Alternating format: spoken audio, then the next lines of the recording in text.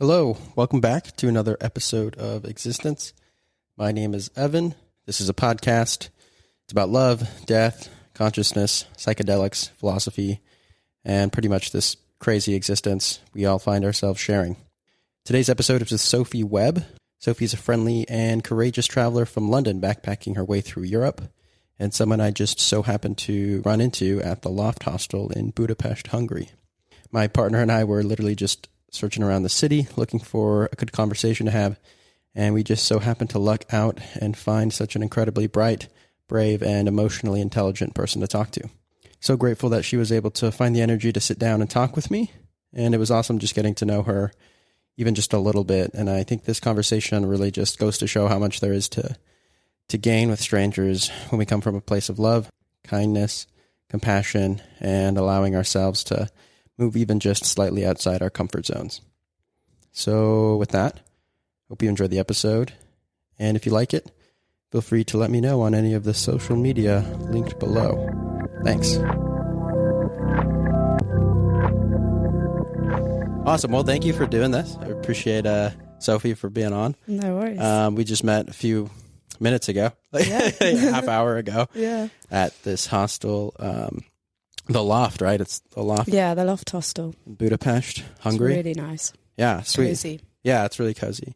And if you don't mind, so I know we had a conversation a little bit before this about kind of what you're doing, and what you've been, what kind of travels you've been doing. So if you want to, don't mind going over that, kind of like what you did, and you're from London, right? Yep. So kind of what you did in London and what got you to this point thus far.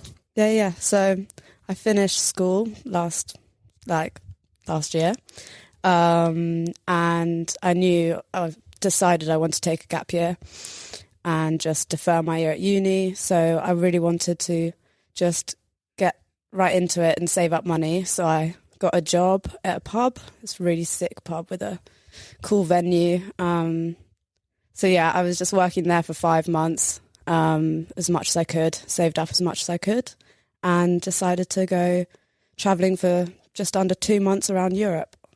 So yeah, I've been to Amsterdam, Berlin, Prague, Vienna, and now Budapest. Cool, sweet. That's awesome. So you planned on 2 months, right? And what is it about you kind of wanting to? Why did you want to go travel in the first place? What was it that drew you? I think, well, it was less about the traveling, more about taking time away from education.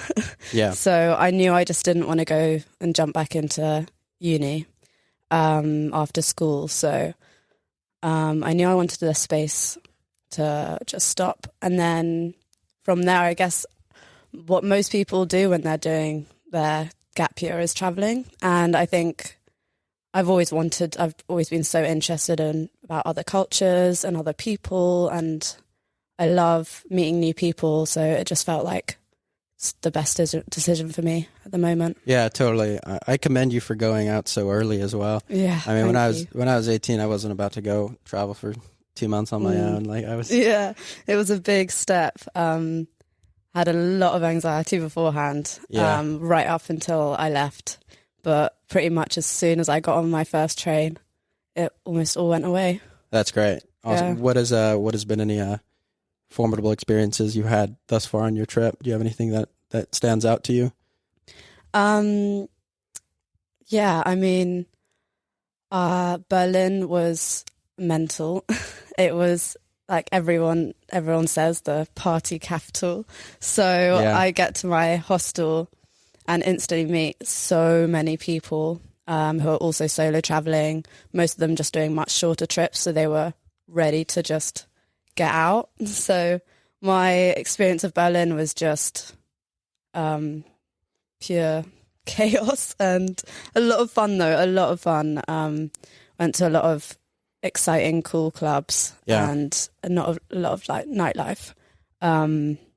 So that was a big highlight. And you know, I'm now still talking to all the people I've met there. So it's so nice. We've got a group chat going and everyone's still chatting now. So it's so nice. That's sweet. That's the best. Like you meet some really, really cool people in one spot and you guys connect so much where you don't really want to let go of that relationship. You know, it's cool because then, you know, you never know when you'll be back in a certain spot. And Exactly. you could go, you know, travel or something. You never, or if they come out to where you are. Yeah. Did you go to any cool techno clubs in Berlin? Yeah, I went to this one called Tresor. Tresol? Yeah. Okay. That was, interesting. Yeah. Yeah, it was like, you know, you go in and they ask you to tape up your camera on your phone. And so you have like stickers on your phone. Yeah. So that was, at first I was like, okay, what's going to happen? And it was a really interesting space. It was very kind of industrial looking. So it's just down these like concrete alleys and stuff. And then you kind of get to the place and you can't see anything because it's just completely misty. And like they just, you know, pour like the smoke machines out everywhere. And so you literally can't see like 1 foot in front of you. So Yeah. it was a good, really fun for the music because, you know, that's all you can hear. That's all you can do. You just listen to the music and you're just bobbing about. Yeah. But I mean, you get lost down there. I was just dancing for about 4 hours and I didn't even notice. That's awesome. No, it's actually super cool. I'm glad we're talking about this actually because I've never been to a techno club, but we're gonna go this weekend, me and my partner, Nice. and so I'm pretty excited. I feel like it's something like almost meditative, you know, to Yeah. kind of like go down, like Yeah. you said, you just kind of get lost in the music, and then you wake up 4 hours later like, it's like, what's Yeah, happening? you're like, wait, what? No, for sure. Like it's the kind of repetitive of the music that really helps that, I think. Kind of just gets you in your groove. That's cool, awesome. What have the train rides been like for you? They've been not too bad so far. I haven't had too many like super long journeys. I've loved just each train I get on. You know, they're all different because they're moving from one country to the next. So it's been just fun, just like sitting down and seeing the kind of different types of trains that you have. But one experience I had was getting the train from Berlin to Prague with a friend I met in Berlin who had lost his phone in Berlin. And so we were traveling together. We just with one phone. And we sit down in this compartment. And then a whole group of these German guys come and sit down with us. And they're already hammered. And they're doing a stag do in Prague. And so they've like come down with a crate of beer and they're just sat and just like screaming around us. And Yeah. it was good. It was fun. It was funny. But you know, usually I'm expecting a train ride to be the downtime and be able to sit and just chill, maybe sleep for a bit, but couldn't get one wink of sleep when I was on that train. Those damn Germans out there. No, I did the train ride from Prague to Berlin last summer. Oh yeah. And it's beautiful. It's absolutely incredible. Oh yeah, I forgot about the views because of these people, but yeah, I remember looking out and it was stunning. Yeah, it's incredible. Especially I was during the fall too, and it was just incredible. Yeah. So nice. Yeah, and I think that is something I enjoy most about like the trains out here, is just seeing the sights and like because it's like obviously just passing through like countrysides and wherever, and you just look out the window and just you're in awe. Taken. Yeah. I remember when we were going on that train ride, everybody that was staying on the train, or they just had their cameras out, just shooting the view of it, and it was really nice. Cool. So you made it to Budapest, and then you're here for how long? I'm here for one more night. I was supposed to leave today, but Okay.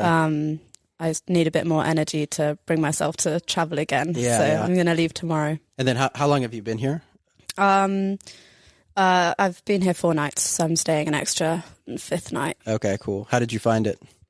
It's been really nice. The place here is just so cozy and chill. Yeah. And I've kind of gotten to that stage in traveling where I'm needing some downtime. I think I went too fast, too early, and now so I got here pretty exhausted, and so this has just been a really good place to just get my energy back. Yeah, totally. You need just time to relax, as we talked about earlier. It's just it takes so much out of you to be able to continue like moving as fast as you're moving too. Is like a few days here, right? And it's like you're seeing all these cities and you're experiencing so much, which is all so great and amazing and profound, I'm sure, but it also comes at a cost of just your mental energy. For sure. And everybody has their battery for how much they can take. Yeah, definitely. Cool. And so I kind of wanted to get into some questions. I mean, I know I told you what kind of my interests are in about or kind of what I like to talk about in this podcast. But I guess I'll start with something that's been on my mind recently, which is and not just recently. It's something that I've thought about as we all do, living is the concept of death and what that kind of our relationship to it. And I think for me, myself personally, it's something that I take so much. It's immensely motivational for me in order to kind of contemplate it in a way that allows me to get things done. Right. And I think a lot of people think about it differently. And so I kind of wanted to get your perspective on what death looks like for you. I mean, you're so young, you're 18 years old. And, you know, there's still so much life ahead of you, hopefully, you know, and, I just wanted to kind of see what your perspective is on that and kind of what your relationship is between, how you live your life with the looming overhead of our own mortality, you know? Yeah, definitely. I know it's a large question. Yeah. So feel free to start wherever you want. First of all, I think when I think about it, I always make sure to be aware of how society makes us think about death and the massive fear around it.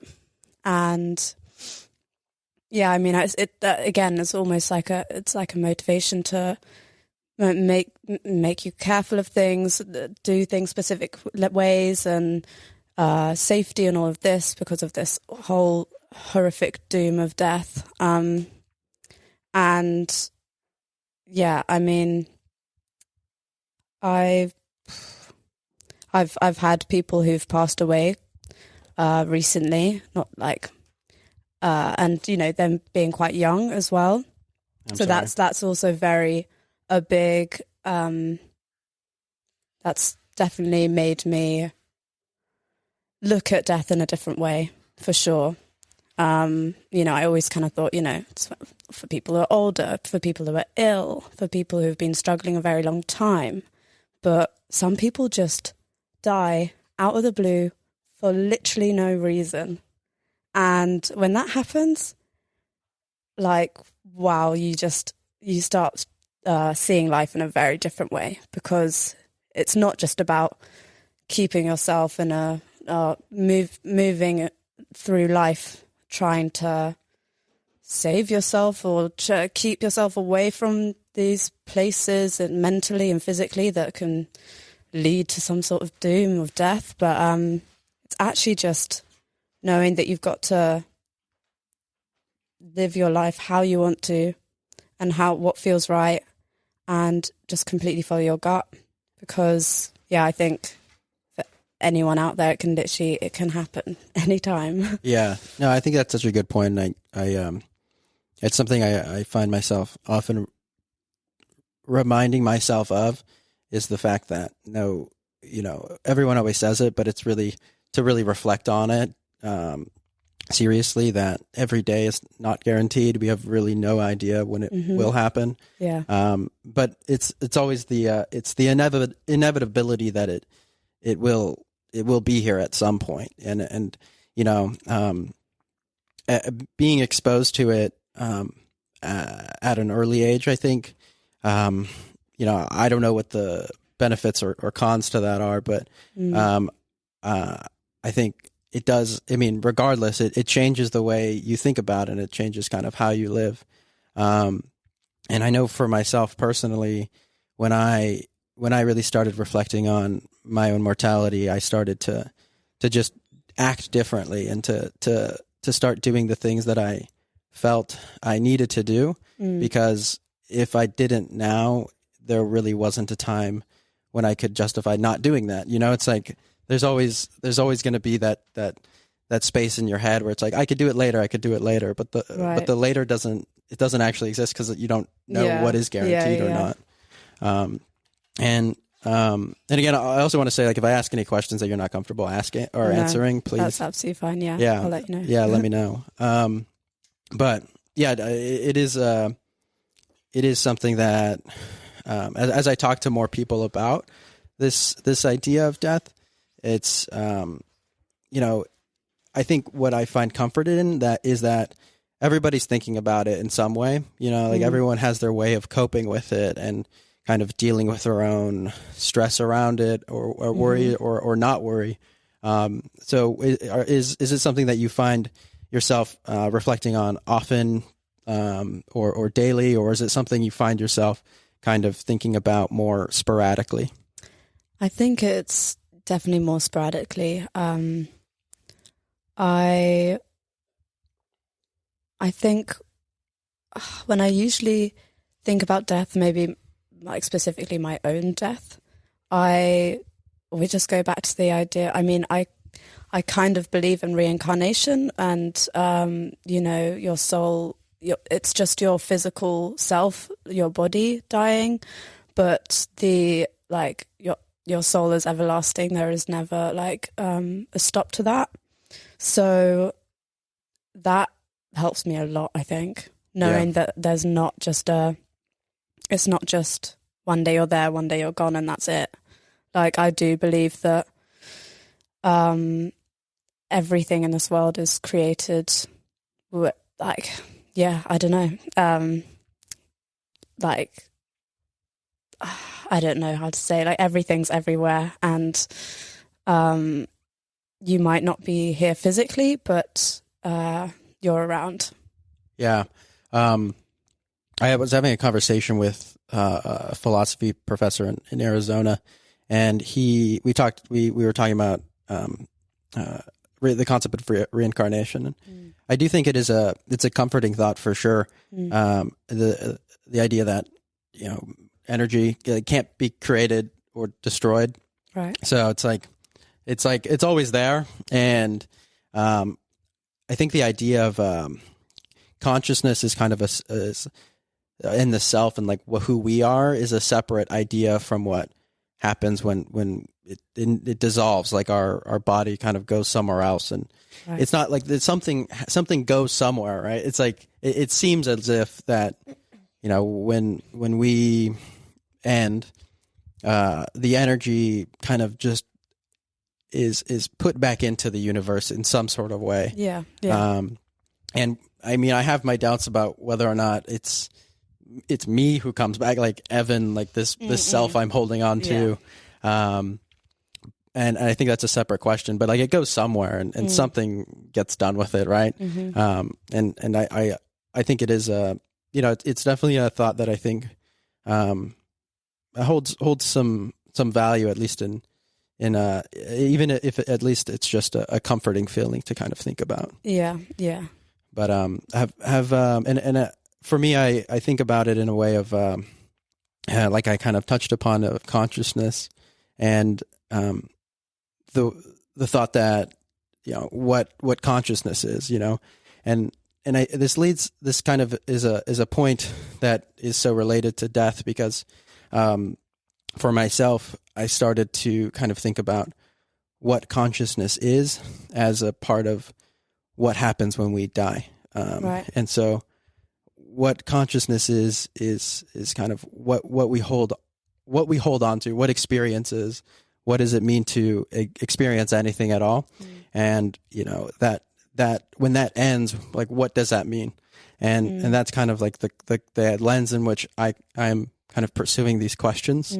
And I would like to kind of hear your thoughts on what you kind of think consciousness is. Yeah. And it's okay if you haven't really thought about it, because it's really interesting because going back to when I was at school, I studied Sanskrit from the age of 4 all the way up. Oh wow!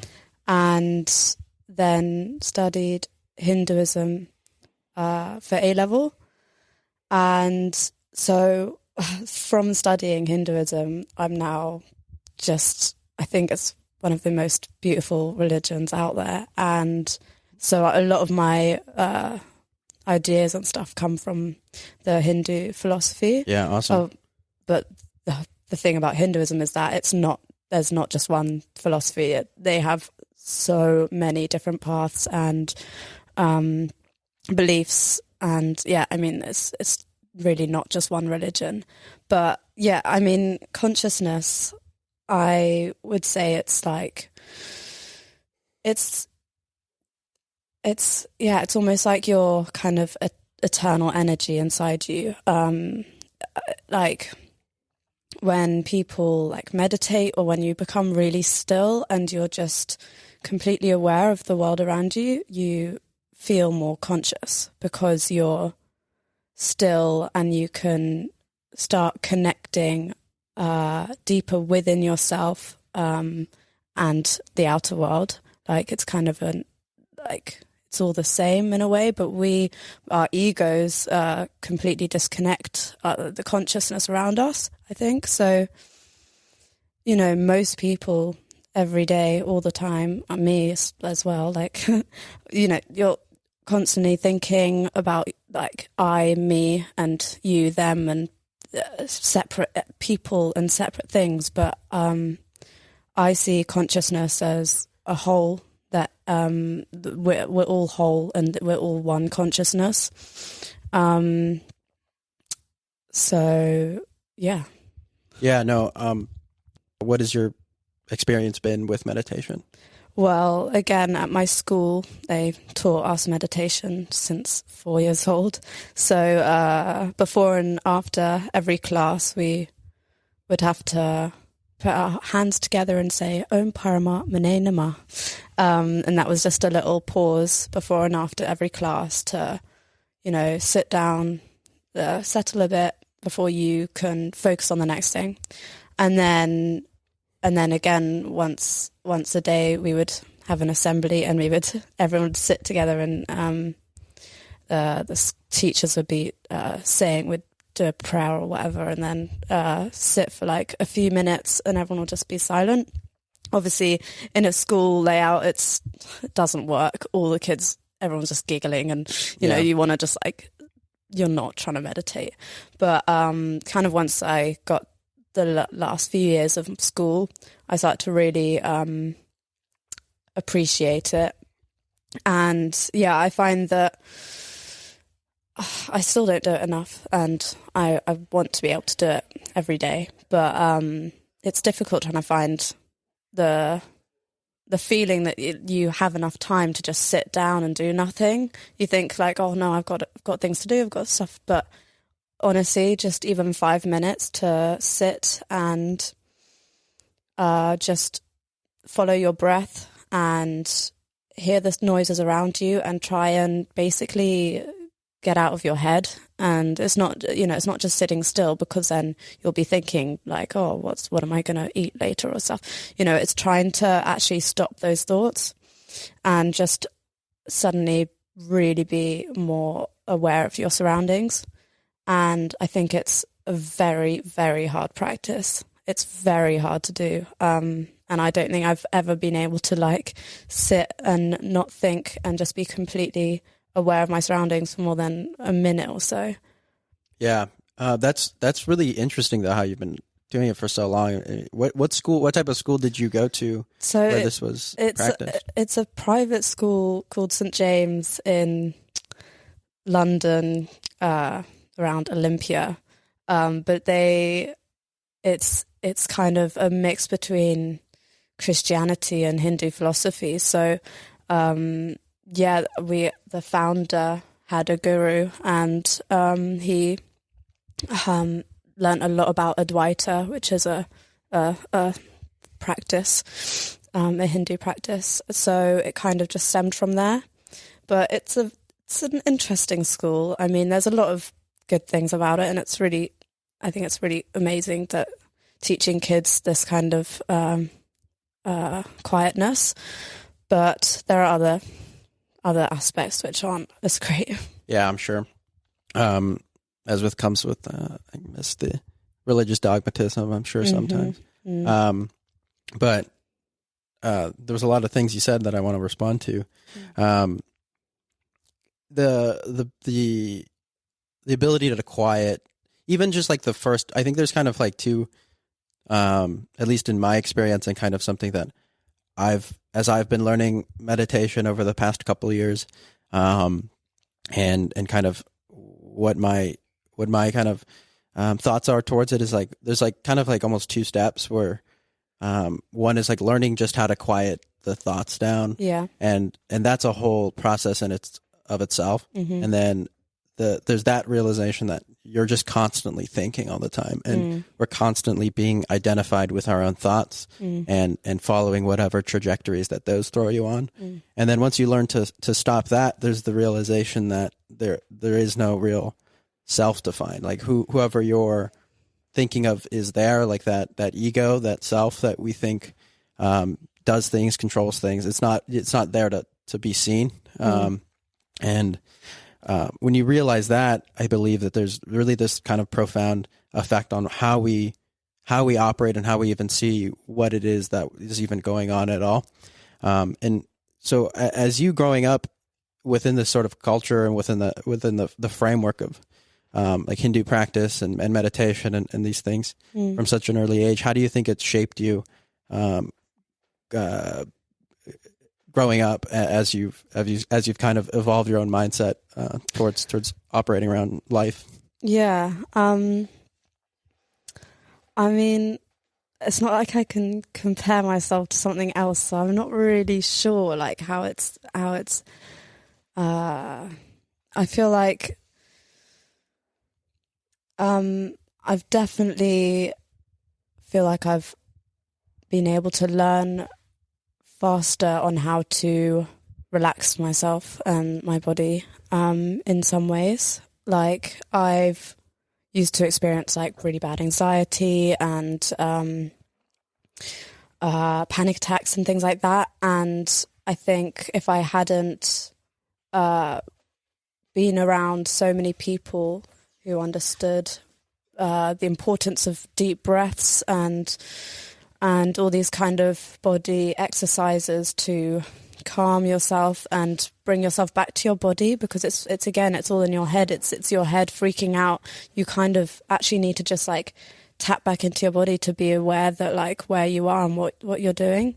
So I think it's definitely been really useful in that way like I find just being aware of breathing has helped me in so many different ways. Just anything, just if I'm freaking out, lost in a completely different country and I don't know where the hell I am and stuff, I just know that I need to just step back for a sec and take a few deep breaths and exhale for a while and then take another deep breath and exhale, and that definitely just grounds me a bit more, and then I feel ready. No, that's good. It sets you kind of a foundation for you to kind of operate from. Or because without that, it's you I guess really kind of hearing whatever your mind is telling you, and then like I kind of said earlier, is just following those thoughts wherever they go. And a lot of the time they can be chaotic and spontaneous and leads you down paths that might not be the best path to be going down. Yeah, exactly. What is your concept of the self, and how it, like, what have you been, I guess, what does it look like for you, and how do you what is your relationship with what you view as you? That's a really good question, and I'm still figuring that one out for sure. I like the self as in like the ego, like yeah. I think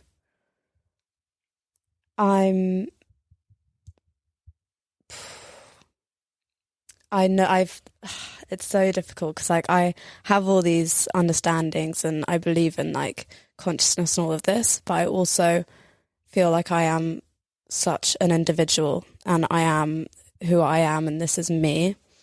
And that's really important to me as well, to be kind of unique and really being able to express myself and all of this. So Yeah, I mean, I've got a lot of questions about myself for myself. I still don't really know how I identify myself and things like that.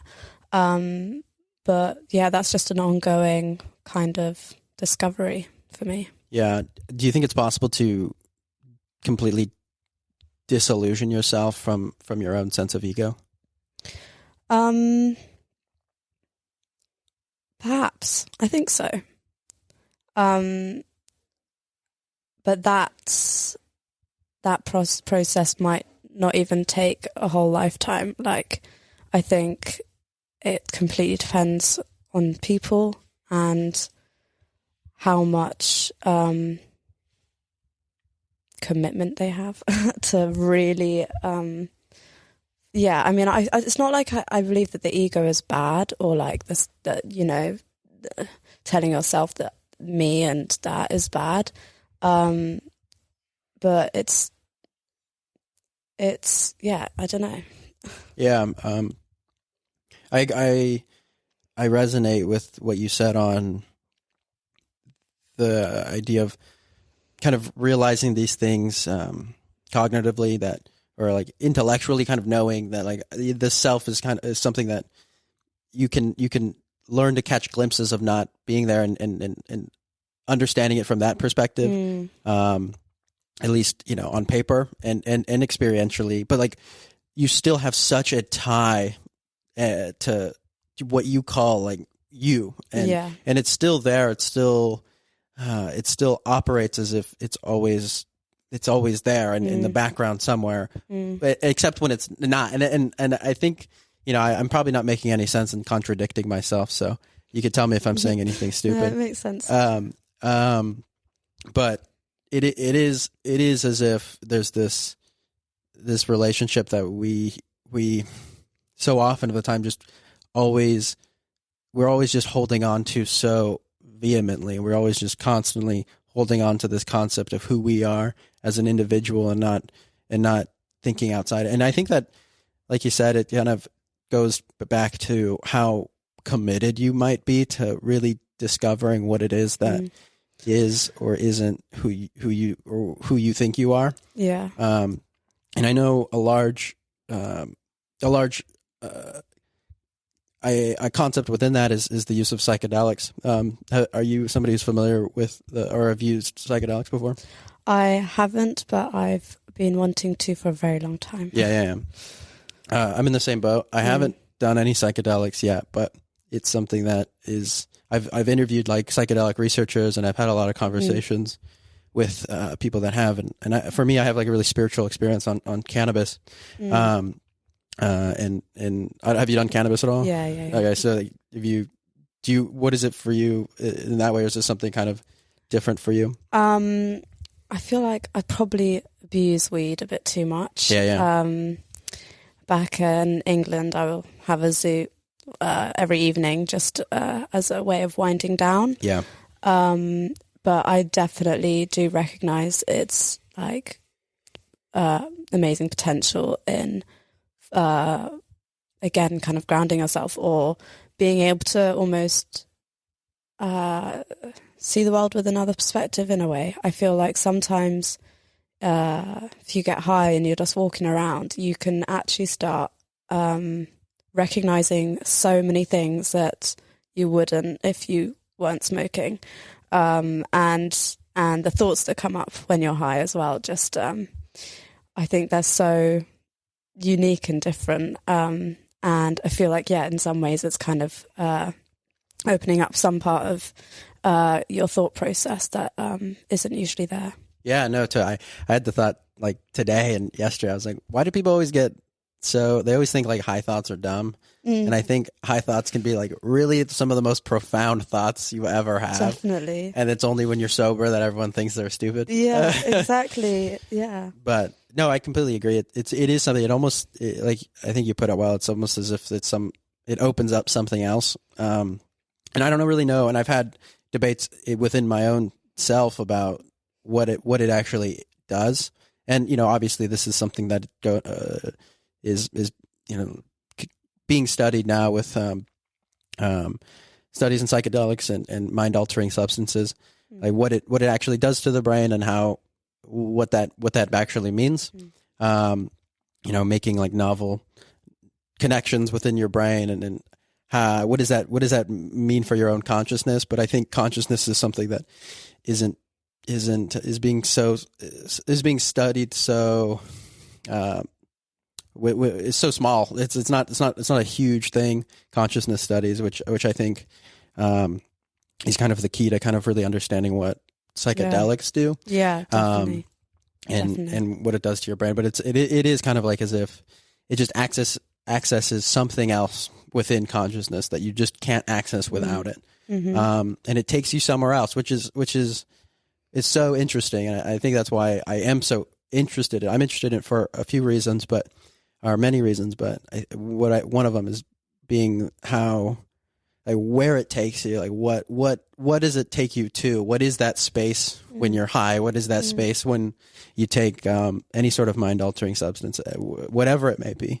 And I think it's so interesting. It's such an interesting question to ask and to study as to go into that sort of space. I think it's also it's not just like where is it taking you, but it's also what is your like consciousness trying to show you, and more like your subconscious trying to show you. Because I think there is so much that every single day we experience everything, but only a small amount we're fully aware of, and then the rest goes down into your subconscious, and that's you're still holding that onto you all the time, but you're not fully aware of it, and then that completely alters your actions, your decisions, your fears, and things like this from things that have happened to you in the past. You might not even remember what happened to you, or what has been done and anything, but those will always create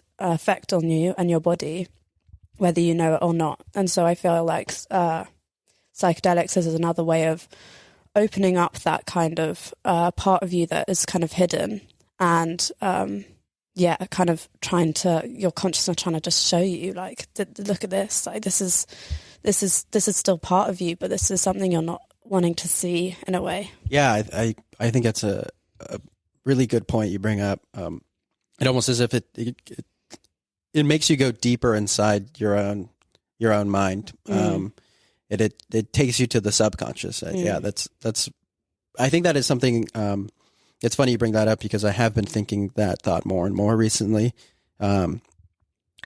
Why these ideas of, especially in the use of from like a medicinal perspective and the therapeutic properties that seem to be so profound within so many people, and it's getting studied more and more, what it does and why is it so effective. And I think probably is because, and I'm just speaking, I'm speaking just as just from as what, comes.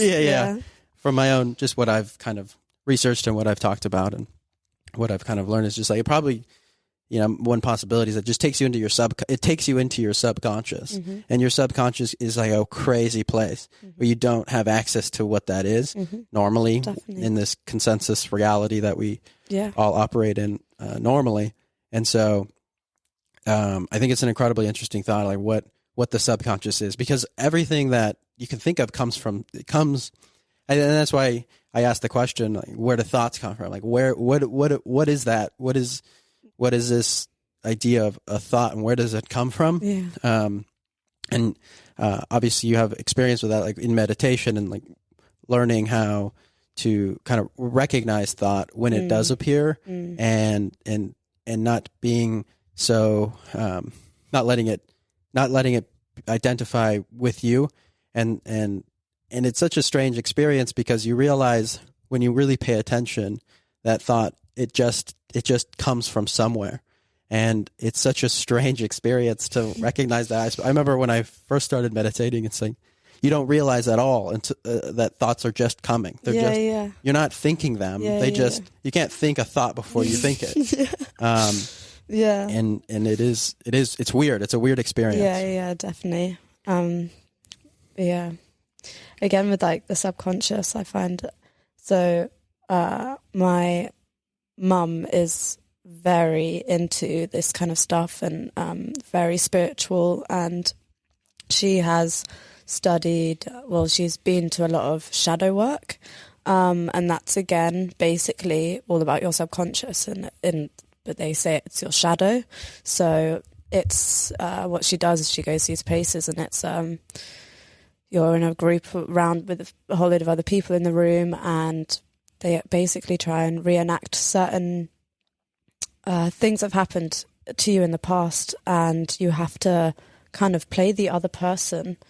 And I may not be saying this exactly right, but it's basically trying to tap into your shadow, and what are you trying to hide from yourself, basically, because a lot of it is, you know, from trauma and past things have just really freaked you out, and your body is kind of saving you by just hiding it right at the back. But then again, with that, it's slowly deteriorating you at the same time, because you're still being weighed down by it, whether you know it or don't. So I find that, you know, even though it's a really, really tough process, opening up and trying to like understand the traumatic things that you've gone through, and it's going to feel like you're going even worse and you're going further down, but you need to kind of break yourself in that way to then fully understand and accept shit that's happened, to be able to move on and not feel that way anymore. Yeah, that's really interesting. I have started hearing about shadow work really very recently, actually, and I'm happy you bring it up. I didn't know what it was really, but it's and you know it's like finding yourself, being willing to be vulnerable, to the point where you realize that the vulnerability and like searching within who you are is the only way out of what currently troubles you, your traumas, everything that you, and it's like you said, it's the hardest work you'll ever have to do is to like go inside yourself. You can't search it for, it's not going to be found in something you buy or, you know, having some alcohol problem to kind of cover all the traumas you dealt with. I mean, you could search for it outwardly, but, and you know, it comes with, I mean, for some respects, like your relationships and who you associate with, but the work to even be vulnerable enough to kind of look within yourself is so immensely difficult, and it's so hard to do. But the when you do it, you see what profound effects it actually can have on your life moving forward. It's so important, and I think that's if somebody that actually does the work realizes how important it is, and that's the motivation to continue doing it. And that's 100%. What I've found within myself too. So it's such a good point. I've never gone to like some formal like shadow work, but it's the same principle, you know. It's like self-evaluating. Who am I? What have I been doing? At what point did I go wrong, or what has happened to me in my life where whether it's my fault or not, whatever has happened to me, where can I look for that and to focus on it? Because you want to push it away. You're constantly trying to push out the things that you don't want to think about, you don't want to touch, because it's been such a pain for you. It's so sensitive, and it's sensitive for a reason. And there's a lot of pain within that, obviously. But when done correctly and when done properly, healthily, you know, I think it's really the only way out of so much of what pains humanity, you know, with so much mental health struggles. Definitely, 100%. Cool. What are you searching for in life?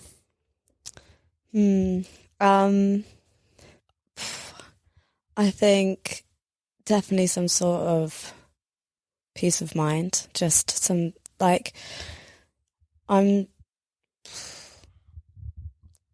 don't know how to answer that question. I feel like I don't think too far ahead to know. Like, I'm rubbish with finding something to motivate me. But once I do find something, it definitely helps. But at the moment, especially now that I'm traveling, I'm in such a headspace where it's like everything's just so spontaneous and you're just doing one day at a time. So I don't think I'm in the right headspace to even answer that question. Yeah, no, I totally understand. There's, I think especially, being young, traveling, and just trying to figure out where you're going to go tomorrow, the next day. Yeah. There's so much where you're just trying to live in the moment, and you're not thinking about like what it actually, what your long term. I mean, Yeah. I think I phrased that question maybe a little weirdly. It's like that's such a big question. What are you looking for in life? And I think mainly what I mean by that is like how do you think we should be, or you should be orienting your life now that brings you happiness, like in the moment, wherever you are. And it's still a large question. And it's something I think it's not something that comes easy.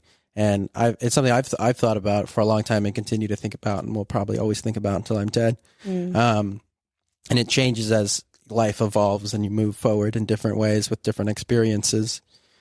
And it's something I feel is it's always new, because you never really know where life might bring you. I know the thrill of traveling and kind of not knowing where you're going to sleep the next day, and there's so much to figure out, and there's always so many things already on your mind. Yeah. So maybe it wasn't a fair question to ask, but yeah, I mean, I guess if I think about it as what is kind of getting me up every day and what's like kind of just making me move and not just falling flat on my face and saying I'm done, you know, it's kind of just, I'm always like, I'm seeking to experience new things. I'm quite a curious person. I like to understand people and understand viewpoints and stuff. So I feel like part of me is trying to just get myself to a place, the right mental state to be able to have these kind of conversations, but like have an open mind with people, but to a certain extent, because sometimes I feel like I have too much of an open mind when I'm then having conversations with people in the older generations talking about stuff that I do not like to agree with. But my head is trying to say, oh, like try and see it from their perspective, try and understand. So I think I'm always trying to just learn more, understand more, try and better myself. And I'm honestly just seeking happiness and also change, constant change. I want you can't, one thing I know is that you can't have one goal in life, or like, I think that's, for me, it would never work, to just, have one picture in my mind and say, this is where I want to go, this is what I do. Because again, every day, every week, every month, you're changing, which means where you want to go should be changing too.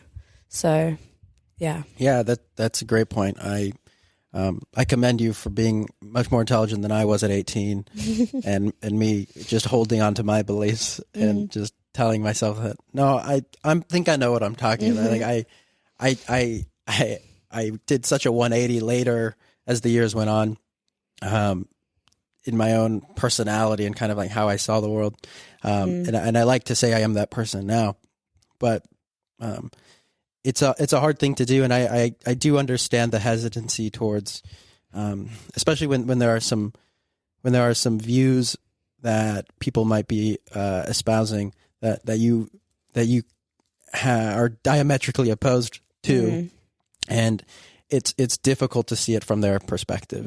It's difficult and it's hard.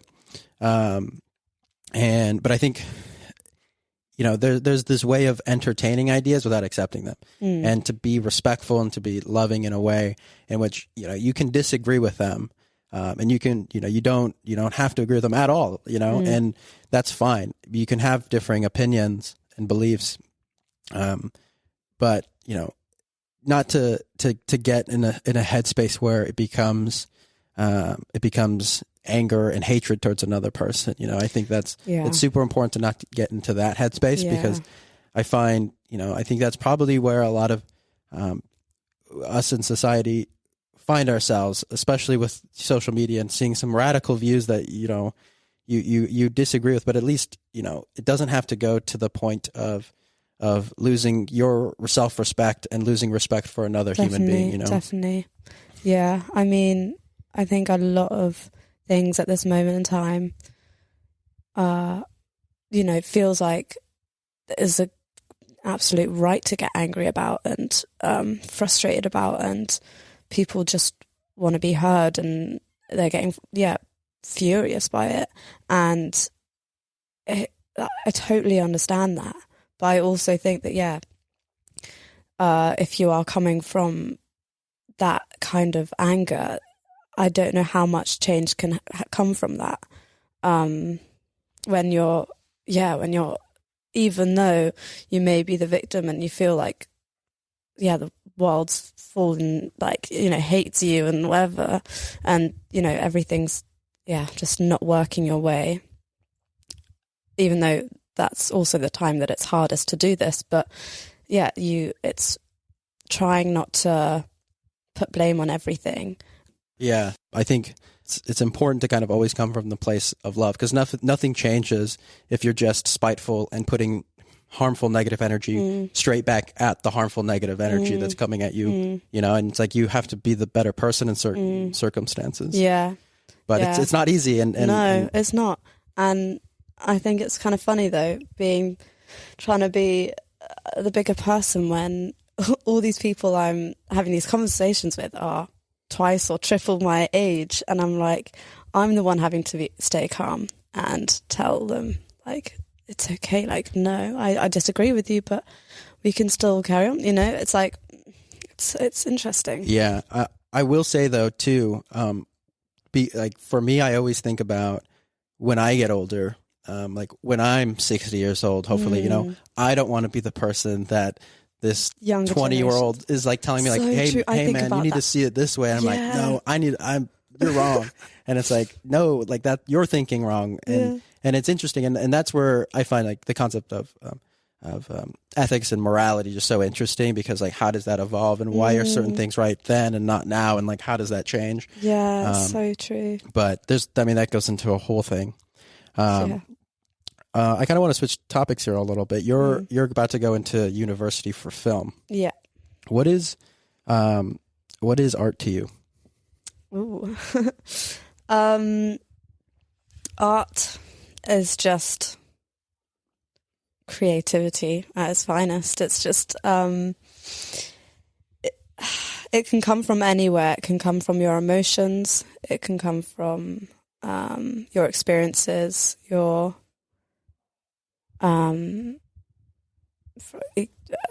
just I think art is pretty much, it's so broad that it's not one thing at all. Obviously, it's just I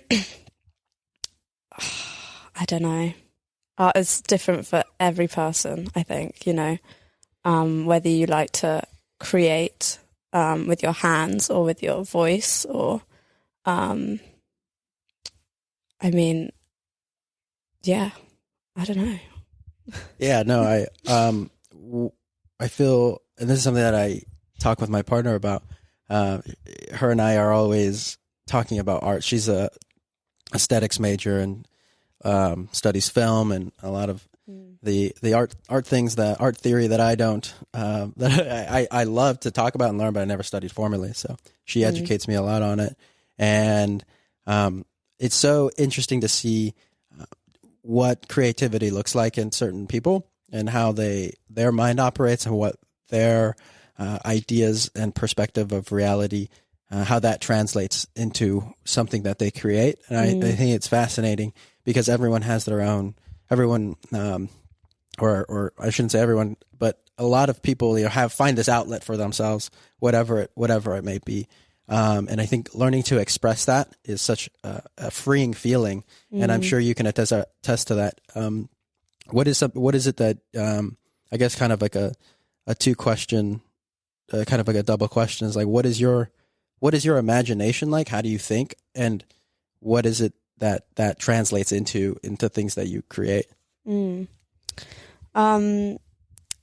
My imagination, I'd say it's quite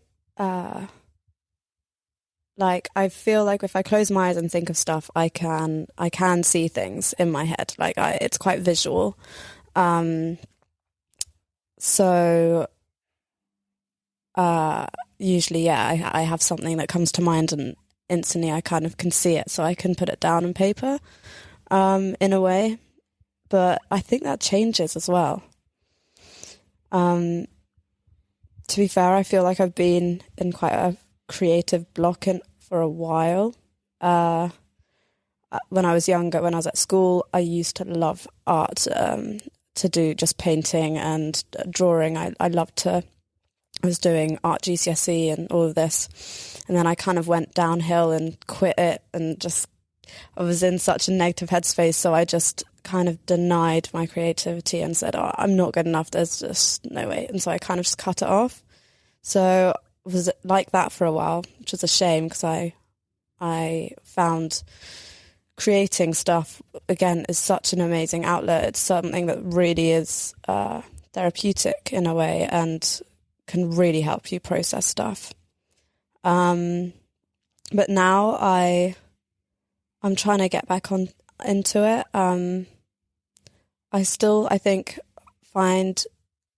I feel like I've just have that kind of a weaker connection of being able to express myself with my hands and things like that. I'm a lot more through talk and speech with how I express myself. But again, I guess another way I look at it is that my appearance and how I express myself with that is almost a type of creativity, because I find that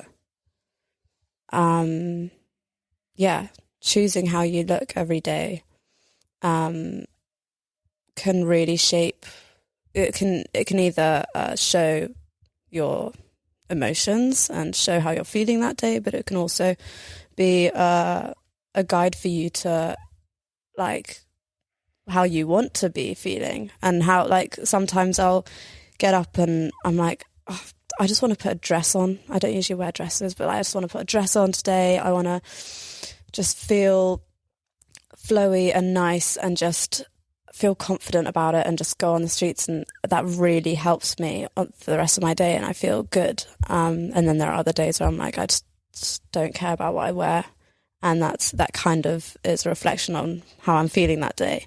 So I'm interested in that kind of stuff. But yeah. That's super cool. Yeah, it's funny you bring this up. Also, you're talking about all the things that my partner and I talk about. And she's sitting right there for the people listening. She's but we talk about how our appearance, like you said, is so important, and it dictates so much of your own mental energy that day. Because you could put on something cool or whatever, and that you really like, and you put on good music, and it just changes your entire mood and the whole orientation of the rest of that evening or whatever. And Definitely. So it's so important. And it's funny because, everyone has their own style and everyone has their own idea of what cool is. And that's what cool is whatever they think is cool. Yeah. And so, it is cool because I love seeing the way people dress, the way people style themselves, because it is such an expression of who they feel inwardly. And I'm about to like bleach my hair again. Like I feel like whenever like I'm in a crisis for myself, like I'm like, all right, time to bleach my hair again, and then like go put my hair gray or green or whatever color like that is, So and then get that. and it's like, all right, I need to wear like certain colors now or whatever. And so I think it's super cool to be able to have that sort of expression, because you need to put on clothes every day. Like you can either put on like boring clothes that you don't resonate with, or you can put on something that really projects what you feel like inside, and it's cool to see that, and I love to see other people's style. It's really important. Definitely. I think I express myself through my hair the most. Change my hair all the time. Yeah, but you got cool hair too. So thank you. No, and I really love your style too. I should say that it's you got a cool style. I like the alternative, like black. I like black things too. And I'm sure you change it up, but I don't know. I've only seen you for a day. What you look like today, but it's cool. Thanks. What do you think? So I guess the concept of what we find like aesthetically pleasing, what do you think the role of beauty plays in the world? The beauty, right? I think it's very corrupt. I think what we see almost on every kind of media platform is, I feel like it's changing. It is changing, but it's just, very unreal. And beauty is just such it's not really a thing. I don't think. Like, it's a kind of an opinion in a way, like what you find beautiful. But we have now put a label on humans and beauty, and we've completely connected the two. And I feel like just a lot of things profit off of that, and profit off of making us think that we need so much things to then look beautiful or be beautiful, or I just think it's quite crazy if you think too much about it. Yeah, I think it's interesting how that's the way the immediate reaction is how you see it towards something more in more like the negative light rather than the positive light of beauty. And I feel and I'm not saying that's a bad thing. I'm just observing. Beauty, because beauty is something that, because there are beautiful things, like there are beautiful, and I'm not talking like a person. I'm talking beauty in art, and beauty in music, beauty in connection, relationships, love, stuff like that. And it is, I probably speaks to the way that we kind of see society more at large, on the way in which we're capitalizing on what beauty is, and how to almost sell it to other people, other humans in this kind of corrupted way, like you said. And we put standards on, this person's beautiful and this person's not. This is the way to look. This is the way to not look. Yeah. And I think it is incredibly dangerous, because there's so much out there that you just don't know about, just because it's not being put to the forefront of the consciousness of society. So it's a dangerous kind of game to play in that respect. But what would you say to like the idea of beauty in art?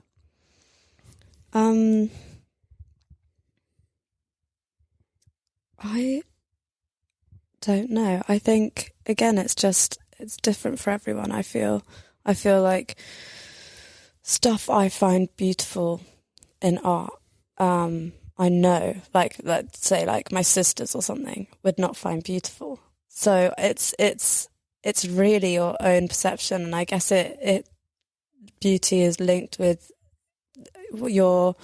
how you perceive the world, but also your past experiences and past things and emotions. Like what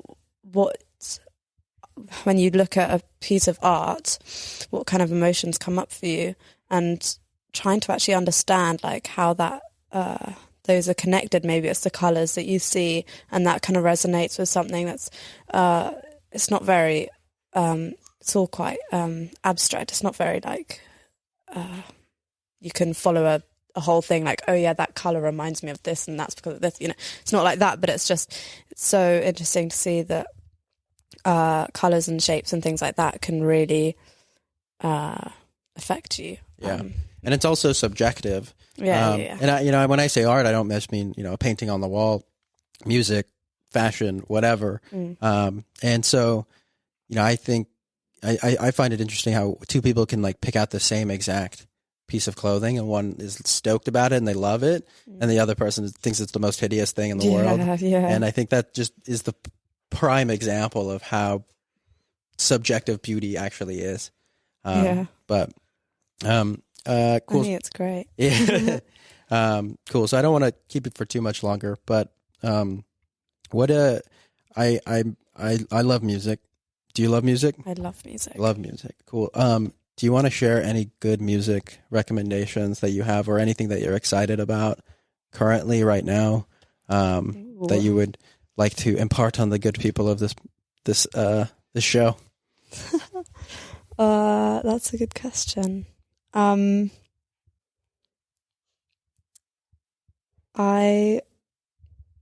think. I have a Spotify playlist here, and it's being worked in with everybody that gives me a recommendation. Really? Do you mind if I have a quick please look? Go ahead. Yeah, I totally feel you. I'm going to have a look at the stuff, because I always describe my music as a weird mix.